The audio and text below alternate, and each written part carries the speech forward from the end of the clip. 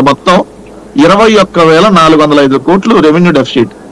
ఇది చంద్రబాబు నాయుడు గారు ఉమ్మడి హైదరాబాద్ లో ఇన్ని పథకాలు ఏమీ లేకపోయినా, ఏది పెద్ద నగరం మనకున్న, సంపద సృష్టించేటటువంటి గొప్ప నగరం ఉన్న 9 ఏళ్ల ముఖ్యమంత్రిగా చేసినప్పుడు 21,405 కోట్లు 9 సంవత్సరాల మీద రెవెన్యూ డెఫిసిట్. తర్వాత 5 ఏళ్లు విభజిత ఆంధ్రప్రదేశ్ లో చేసినప్పుడు మొదటి సంవత్సరం 13,776 కోట్లు, తర్వాత 7,302 కోట్లు, అట్లా మొత్తం 5 సంవత్సరాల్లో 68,349 కోట్లు. అంటే మొత్తం చంద్రబాబు నాయుడు గారు అప్పుడు 9 ఏళ్లలో 21,405 కోట్ల రెవెన్యూ డెఫిసిట్ అయితే ఉమ్మడి ఆంధ్రప్రదేశ్ లో, విభజిత ఆంధ్రప్రదేశ్ లో 5 సంవత్సరాల్లో 68,349 కోట్లు.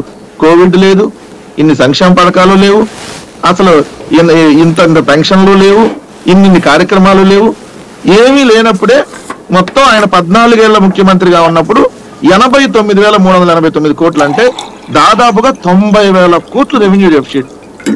మరి ఉమ్మడి ఆంధ్రప్రదేశ్ లో హైదరాబాద్ ఉంటేనే సంపద సృష్టించలేనాడు, ఇప్పుడు వచ్చి నేనేదో సంపద సృష్టిస్తా అంటే ఏంది అసలు సంపద సృష్టిస్తా? సంపద ఎవరిది పెరిగింది చంద్రబాబు నాయుడు గారి హయాంలో? రామోజీరావు, రాధాకృష్ణ, టీవీ5 నాయుడు, లేదంటే Sujana Chowdary, CM Ramesh, dash dash dash. వీళ్ళ సంపద కాదు కదా, నారాయణ విద్యా సంస్థల నారాయణ. వీళ్ళ సంపద పెరిగితే ఆంధ్రప్రదేశ్ సంపద పెరిగినట్టు కాదు కదా.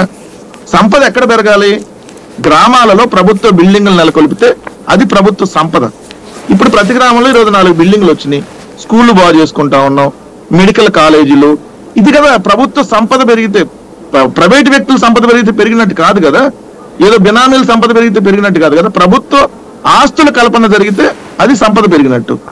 అదే విధంగా పేదవాడి చేతిలో నగదు అక్కడ బేసిక్ సమస్య ఏంటంటే, మీరు వాళ్ళకి నీతి చెప్తున్నారు, మీరేం సంపద సృష్టించారు సార్? ఇప్పుడు సంపద సృష్టించబట్టే కదా రెవెన్యూ.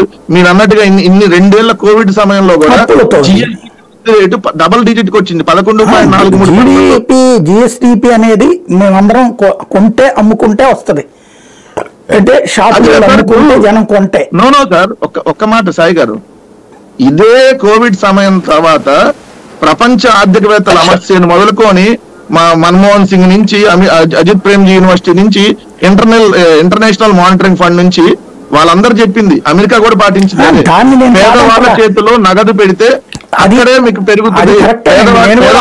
10 మందికి ఇస్తే వాళ్ళందరూ పంచుకుంటారు, దాన్ని మళ్ళీ ఖర్చు పెడుతుంటారు.